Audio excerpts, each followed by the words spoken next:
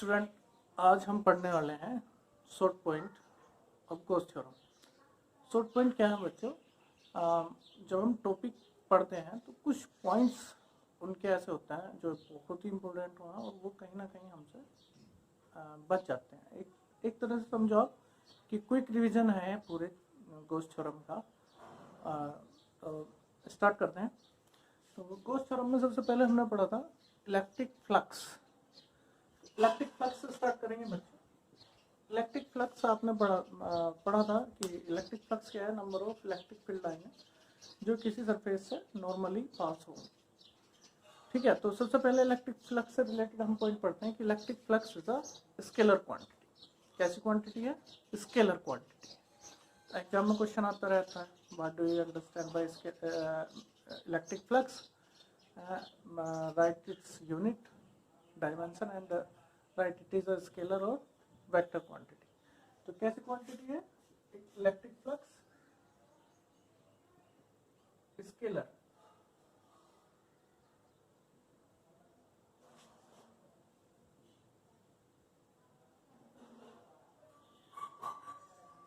Scalar quantity. ठीक है, next हम बात करेंगे इलेक्ट्रिक फ्लक्स की यूनिट और डायमेंशन की। ऐसा unit of electric flux.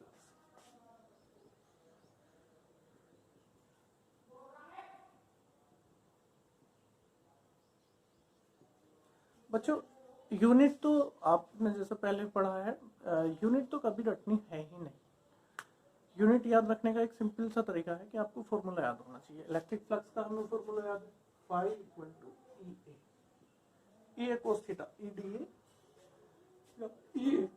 A cos theta, where E is electric field intensity and A is area. ठीक है, तो यहां से यूनिट लिखते हैं। ई इलेक्ट्रिक फील्ड इंटेंसिटी का फॉर्मूला है F upon Q into A. F force की यूनिट आपको याद है क्या है? फोर्स की यूनिट है न्यूटन। एरिया की यूनिट क्या है? Metre square. चार्ज की यूनिट क्या है? कूलम। तो न्यूटन पर कूलम मीटर स्क्वायर। ठीक है, इसे हम ऐसे लिखते हैं। ठीक, ये हमारी ऐसा यूनिट होगी इलेक्ट्रिक फ्लक्स की। अब इसकी डायमेंशन देखते हैं बच्चों।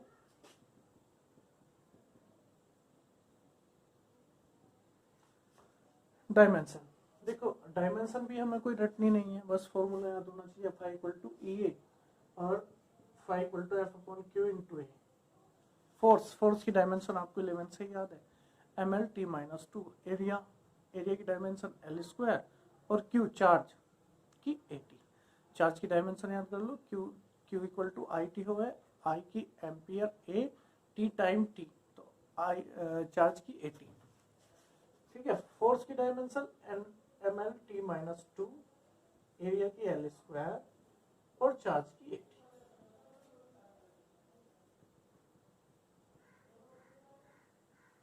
ठीक है, अब इसे कंबाइन करके लिख देते हैं, M L three T minus three A minus one. देखो बच्चों, L two L one, two और वन थ्री, और T minus two T minus one, ये हो जाएगी T minus three A minus one. ठीक है, ये थी हमारी डायमेंशन ऑफ इलेक्ट्रिक फ्लक्स। ठीक, तो अभी तक हमने क्या पढ़ा? Electric flux is a scalar quantity. ऐसा यूनिट क्या होगी? Newton metre square per coulomb. Dimension होगी M L three T minus three A minus one. ठीक, इससे आगे पढ़ते हैं बच्चों। आप इसे ऐसे ही अपने नोट्स में लिखते चलेंगे। और शॉर्ट पॉइंट का कितना बेनिफिट है आप ये समझिए कि अगर आप शॉर्ट पॉइंट पढ़ते हैं तो आप क्लास में एक्स्ट्रा ऑर्डिनरी स्टूडेंट की तरह एक्सटेंड करेंगे। ठीक है, आपको न्यूमेरिकल में ये हेल्प करेंगे। आपके जितने एग्जाम में कोई भी जनरल कंपटीशन हो या कोई भी आईआईटी या एनडीए, एयरफोर्स, किसी भी तरह का, उसमें शॉर्ट पॉइंट से रिलेटेड क्वेश्चन बहुत आते हैं। क्योंकि ऑब्जेक्टिव क्वेश्चन कुछ ऐसे, अगर हम आईआईटी को छोड़ दें और इंजीनियरिंग एग्जाम को छोड़ दें, तो जितने भी एग्जाम है उनमें ऑब्जेक्टिव क्वेश्चन ऐसे होंगे जिनमें आपको कैलकुलेशन ना करनी पड़े। तो उनमें तो 100% शॉर्ट पॉइंट से क्वेश्चन होंगे, जैसे एयरफोर्स, नेवी, और इनमें कोई भी जनरल कंपटीशन, एसएससी वगैरह, इनमें जनरल क्वेश्चन जो होगा शॉर्ट पॉइंट से होगा। और जो हमारे कंपटीशन के क्वेश्चन है, न्यूमेरिकल टाइप क्वेश्चन है, उनमें ये लोग एक तरह से एपिसोड पॉइंट हमारे फाउंडेशन की तरह वर्क करते हैं। ठीक है बच्चों, तो ये हमें पढ़ने हर चैप्टर के बहुत जरूरी है और हम ऐसे ही चैप्टर बाय चैप्टर इन्हें पढ़ते चलेंगे। ठीक, इसके बाद हम पढ़ते हैं, देखिए बच्चों इलेक्ट्रिक फ्लक्स में पढ़ते हैं कि अगर इलेक्ट्रिक फ्लक्स आउटवर्ड होगा तो इलेक्ट्रिक फ्लक्स पॉजिटिव होगा और इनवर्ड इलेक्ट्रिक फ्लक्स होगा तो नेगेटिव होगा। ये बात आप समझ लो कि कोई सरफेस है और उससे आउटवर्ड इलेक्ट्रिक फ्लक्स है तो वो होगा पॉजिटिव, और सरफेस है और उससे इनवर्ड इलेक्ट्रिक फ्लक्स है वो होगा नेगेटिव। तो याद कर लो, आउटवर्ड इलेक्ट्रिक फ्लक्स कैसा होगा, पॉजिटिव, इनवर्ड इलेक्ट्रिक फ्लक्स कैसा होगा, नेगेटिव। ठीक, नेक्स्ट देखो बच्चों, इस पे क्वेश्चन आया है मेडिकल में, सीपीएमटी वगैरह में क्वेश्चन बहुत आए हैं। किस तरीके से क्वेश्चन आया कि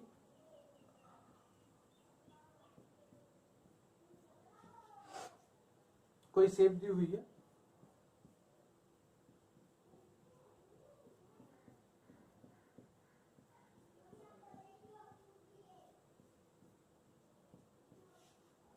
find the electric flux linked by that surface. इससे इलेक्ट्रिक फ्लक्स हमें निकालना है, तो हम number of electric field line count करेंगे, 1 2 3 4 जो एंटर कर रही है, इनवर्ड है, 1 2 3 4 5 6 7 7 लाइन्स है। तो हमारा जो इनवर्ड इलेक्ट्रिक फ्लक्स है माइनस है, तो 5 1 इक्वल टू -7, और आउटवर्ड काउंट करेंगे 1 2 3 4 5 6 5 2 equal to 6 and total 5 equal to 5 1 plus 5 2 -7 plus 6 -1। ठीक है, तो इस तरह से हम इलेक्ट्रिक फ्लक्स इस तरह से पूछ लिया जाता है कि टोटल इलेक्ट्रिक फ्लक्स कितना होगा। ठीक, इस तरह के पढ़ते हैं बच्चों।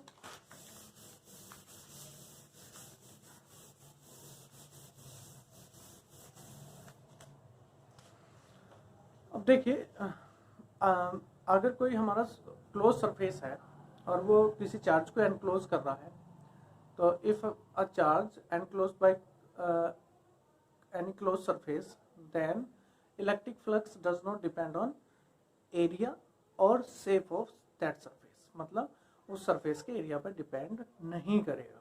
ठीक है, देखिए बच्चों इस टाइप से समझो आप, क्वेश्चन था कि a Q charge enclosed by a closed surface.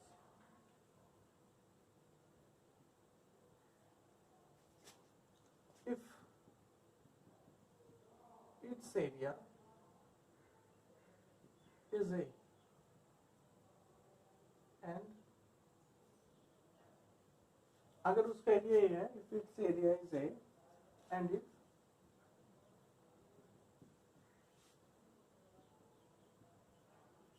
its area increase 2 times,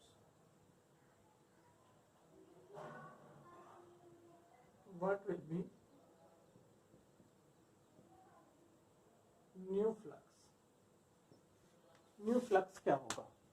ठीक है, तो बच्चों इसमें क्या है, Q charge is enclosed bye a close surface, if it area is a area and if it's area increase 2 times what will B new flux? नया flux क्या होगा? तो बच्चों हमने फॉर्मूला पढ़ा है phi इक्वल टू ई।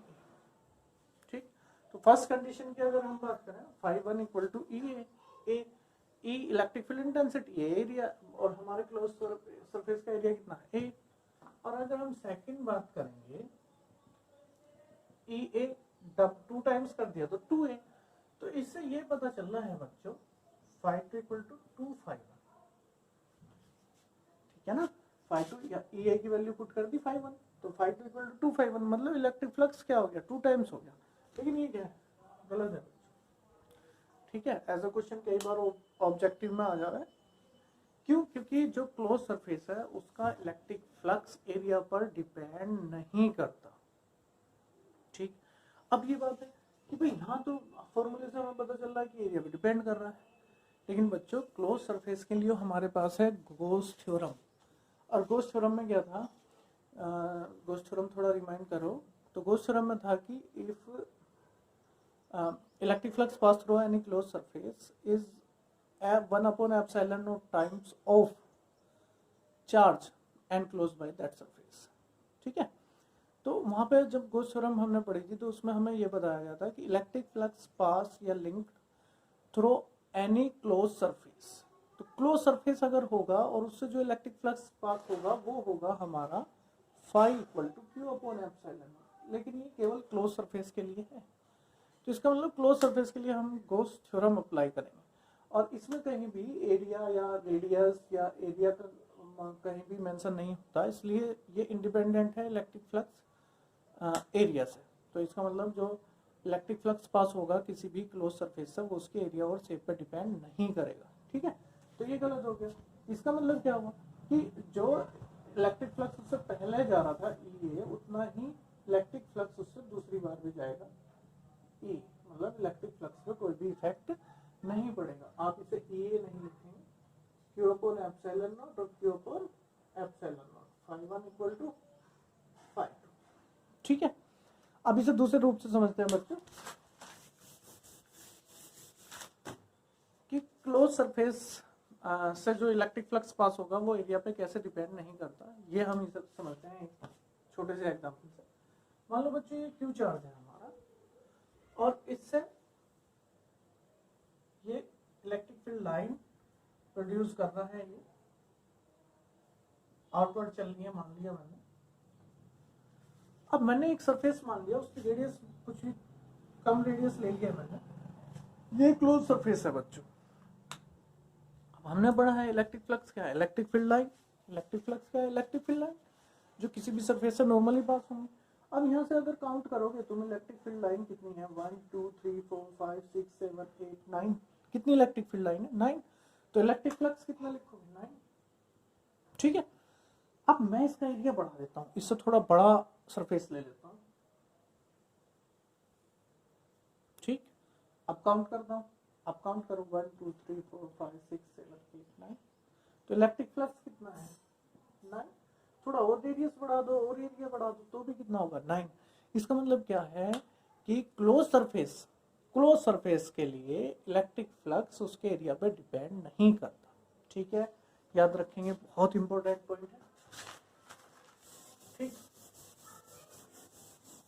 तो नोट करना है अपनी नोटबुक में नेक्स्ट पॉइंट, और पॉइंट के लिए आप स्टार बनाओ, इस तरीके से बनाओ। तो हम क्या लिखेंगे कि the electric flux pass through the close surface is not depend on area of that surface. ठीक है, उस सरफेस के एरिया पर डिपेंड नहीं करता। ठीक है, अब नेक्स्ट बच्चों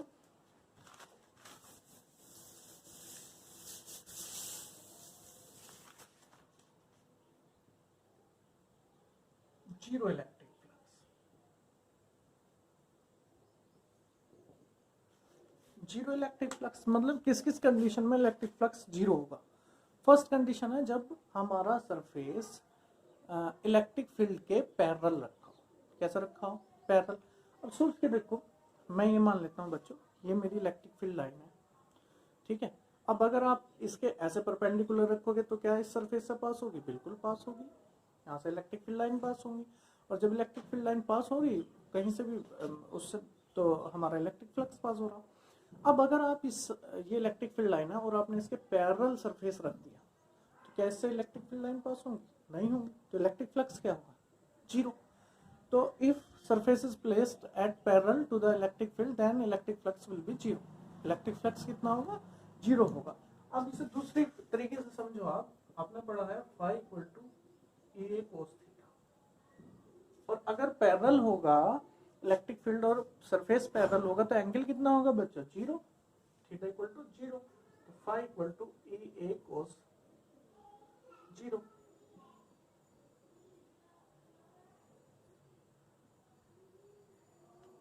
ठीक है, अब यहाँ एक बात नोटिस करनी पड़ेगी आपको कि जो एंगल है वो हमें लेना पड़ेगा सरफेस कि जो एक तरह से सरफेस की परपेंडिकुलर एक्सिस है वो और जो हमारा इलेक्ट्रिक फील्ड की डायरेक्शन है उनके बीच का एंगल हमें लेना पड़ेगा। अब यहाँ देखो, ये हमारा क्या है सरफेस और ये हमारा क्या है इलेक्ट्रिक फील्ड। अब आपको पता है अगर आप इसे कोई भी किसी भी टाइप का मान लो सरफेस, मैंने मान लिया कोई रेक्टेंगुलर सरफेस है, तो इसका जो सेंटर होगा वो सेंटर यहाँ होगा और इसकी जो परपेंडिकुलर एक्सिस होगी वो ये होगी और परपेंडिकुलर एक्सिस से इसका एंगल कितना बनेगा 90 cos 90।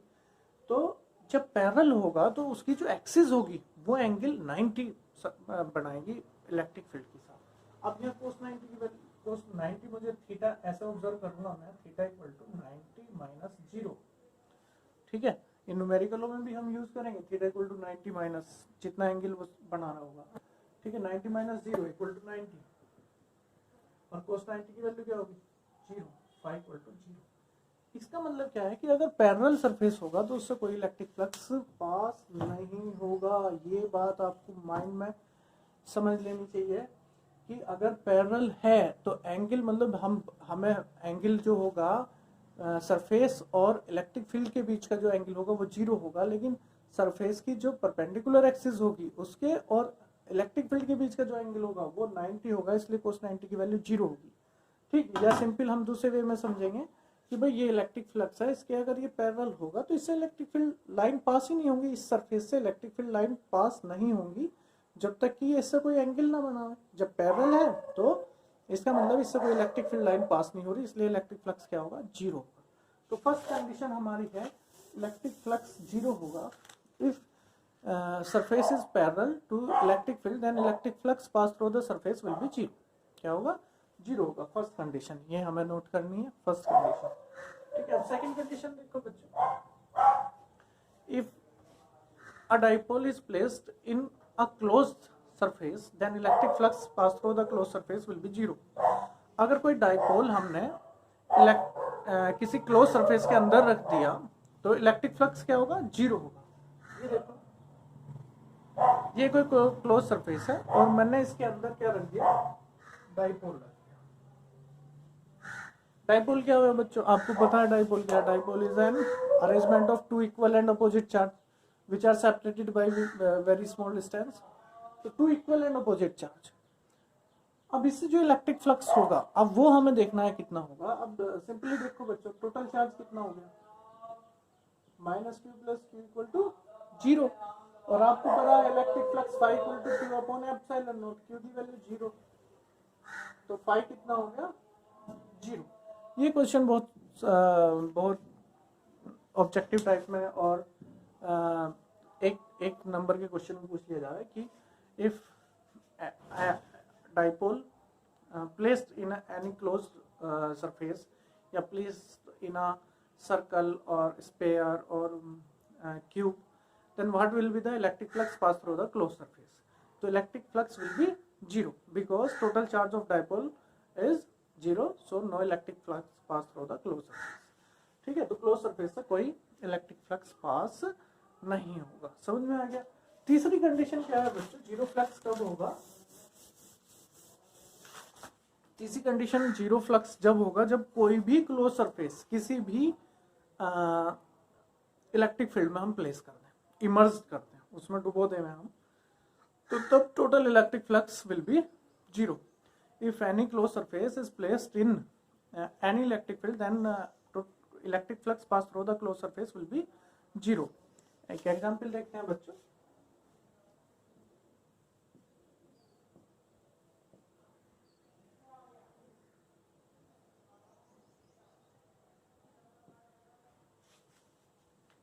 Let a cylindrical closed surface is placed in electric field E. Then find total electric flux pass through the cylinder। इस तरह का क्वेश्चन भी पूछा हुआ है बच्चे एग्जाम में कि a cylinder placed or immersed in a uniform electric field or non-uniform electric field E, then what will be the total electric flux pass through the cylinder। तो हम सिलेंडर का एग्जाम्पल ले रहे हैं क्लोज सरफेस मान के, ठीक है। तो अगर आप काउंट करोगे तो इसके तीन तरह से इलेक्ट्रिक फ्लक्स पास होगा। First circular surface, first second circular surface और कर्व्ड सरफेस, ठीक है। तो अगर तुम यहाँ से देखो आपको इलेक्ट्रिक फील्ड की डायरेक्शन दी हुई है और एरिया वेक्टर की आपको डायरेक्शन पता है। एरिया वेक्टर हमेशा हम कैसे ड्रॉ करते हैं, नॉर्मल। इसे ए फेस मान लेते हैं बच्चों और इसे बी। ठीक है, अब यहाँ पे देखो इलेक्ट्रिक फील्ड की डायरेक्शन तो यही है और एरिया वेक्टर नॉर्मल ड्रॉ करेंगे। अब अगर आप यहाँ पे देखोगे एरिया वेक्टर कैसे पास होगा, नॉर्मल, और इलेक्ट्रिक फील्ड दिया हुआ है आपको डायरेक्शन। ठीक है, अब अगर आप टोटल इलेक्ट्रिक फ्लक्स निकालोगे पास through the cylinder,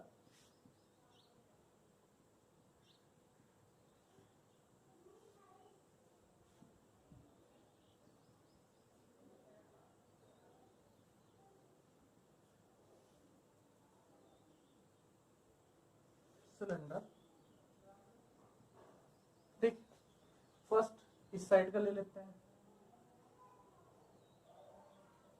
phi A, phi B, phi सी। ठीक है, अब फाई ए की वैल्यू रखता हूं बच्चों, इंटीग्रेशन याद करो, E vector dot D A vector, plus phi B की वैल्यू रखता हूं, E vector dot D A vector, plus C की वैल्यू रखता हूं, E vector dot D A vector. ठीक है, अब डॉट हटाते हैं तो कोस थीटा पुट करेंगे, स्केलर प्रोडक्ट में डॉट हटाएंगे तो क्या लगाएंगे, cos theta, E D A cos theta 1 मान लेते हैं बच्चों, plus cos theta 2 cos theta 3, सभी एंगल की वैल्यू पुट करते हैं। यहाँ पे कितना पैरेलल है तो 0, यहाँ पे कितना है परपेंडिकुलर है तो बी पे अपोजिट है तो 180, परपेंडिकुलर है तो 90। ठीक है, तो वैल्यू पुट करते हैं बच्चों,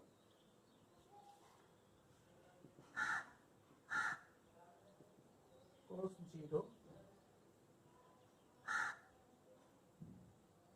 EDA, cos 180 cos 90, cos 90 की वैल्यू 0, ये तो 0 हो गया, cos 0 की वैल्यू 1 EDA, cos 180 की वैल्यू -1 तो माइनस ED। अब देखो प्लस माइनस कैंसिल हो गया तो 5 हो तो 0। इसका मतलब क्या है कि किसी भी यूनिफॉर्म और नॉन यूनिफॉर्म इलेक्ट्रिक फील्ड में आप अगर कोई भी क्लोज सरफेस पुट करोगे तो उससे कितना इलेक्ट्रिक फ्लक्स पास होगा, 0। ठीक है, एक एग्जांपल और देखो,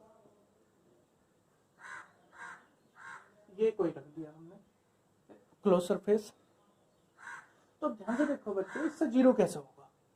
भाई एक सर्कुलर क्लोज सरफेस है और वो हमने इस इलेक्ट्रिक फील्ड में प्लेस इमर्ज कर दिया तो इससे इलेक्ट्रिक फ्लक्स कितना होगा। देखो ध्यान से, ये इलेक्ट्रिक फील्ड लाइन है, तो यहाँ से ध्यान से देखो कि इलेक्ट्रिक फील्ड लाइन यहाँ क्या कर रही है, एंटर कर रही है और यहाँ से क्या हो रही है, आउटवर्ड चल रही है और यहाँ से इनवर्ड आ रही है। तो आप याद करो आपने क्या पढ़ा है कि आउटवर्ड चलेगा तो पॉजिटिव, इनवर्ड होगी तो नेगेटिव, तो 1 पॉजिटिव और 1 नेगेटिव, कितना हो गया, 0।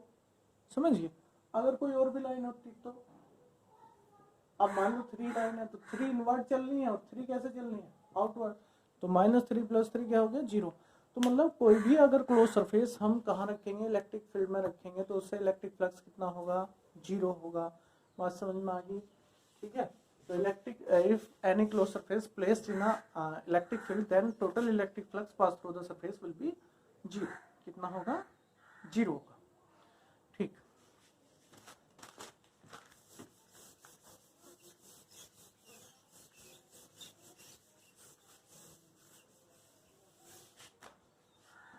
ठीक है बच्चों, अब इसके बाद हम क्यूब का कॉन्सेप्ट लेते हैं।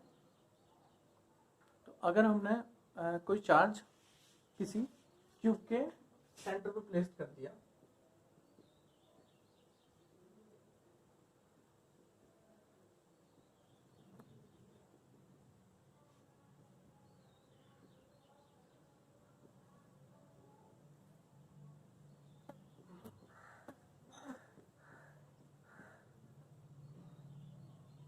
ठीक है, तो if Q charge is placed at the center of Q, then what will be the electric flux pass through the Q? कुछ भी अलग सोचने की जरूरत नहीं है, कोई सरफेस है वो किसी चार्ज को एनक्लोज कर रहा है तो क्या लगेगी, गोस थ्योरम लगेगी। गोस थ्योरम के according phi equal to Q upon epsilon naught. ठीक है, तो कितना इलेक्ट्रिक फ्लक्स पास होगा,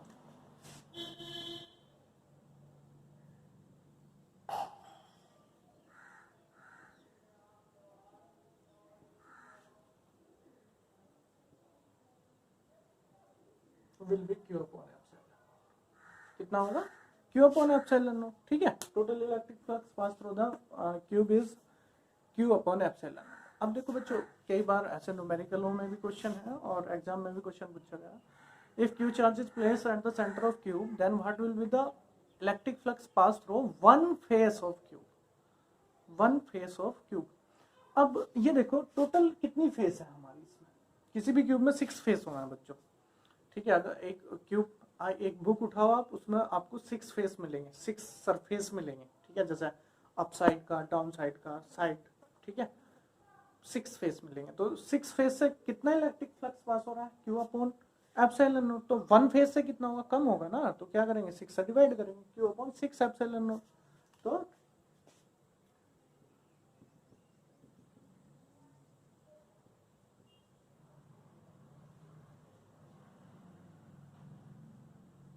one phase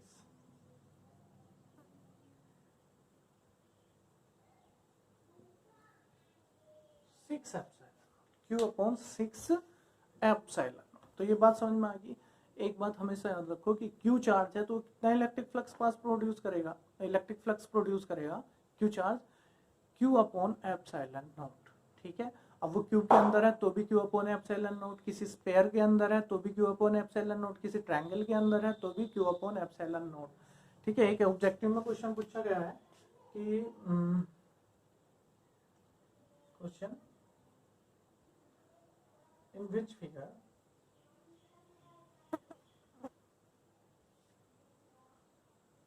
larger electric flux pass, first, second,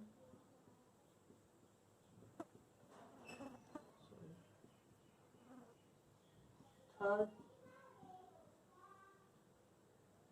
और फोर्थ। तो आपको पता है कि electric flux does not depend on shape and size of close surface, close surface के शेप और साइज पर डिपेंड नहीं करता। तो चारों से कैसा पास होगा, इक्वल पास होगा। ठीक है, तो याद कर लो कि अगर किसी क्यूब के सेंटर पे क्यू चार्ज रखा है तो उससे कितना इलेक्ट्रिक फ्लक्स पास होगा, q upon epsilon not. One phase से कितना होगा, क्यू अपॉन 6 एप्सिलॉन नॉट। ठीक है,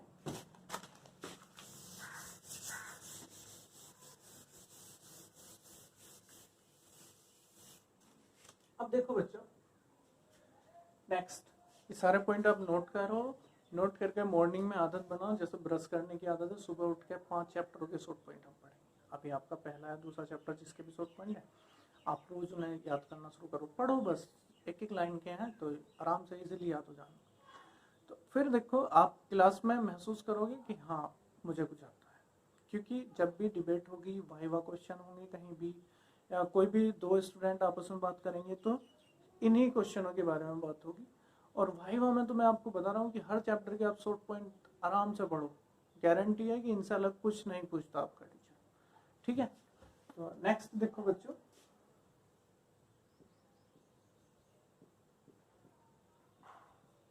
ये हमारा कोई क्यूब है और चार्ज है कोई इसके एक कॉर्नर पे रखा है। If q charge placed at corner, किसी एक कॉर्नर पे रखा है, then what will be the electric flux pass through the cube. Cube से कितना इलेक्ट्रिक फ्लक्स पास होगा,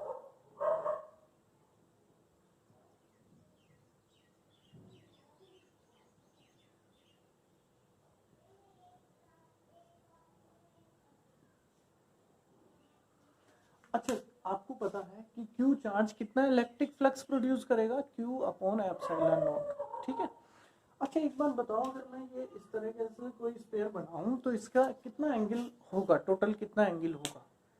तो आपको पता है सॉलिड एंगल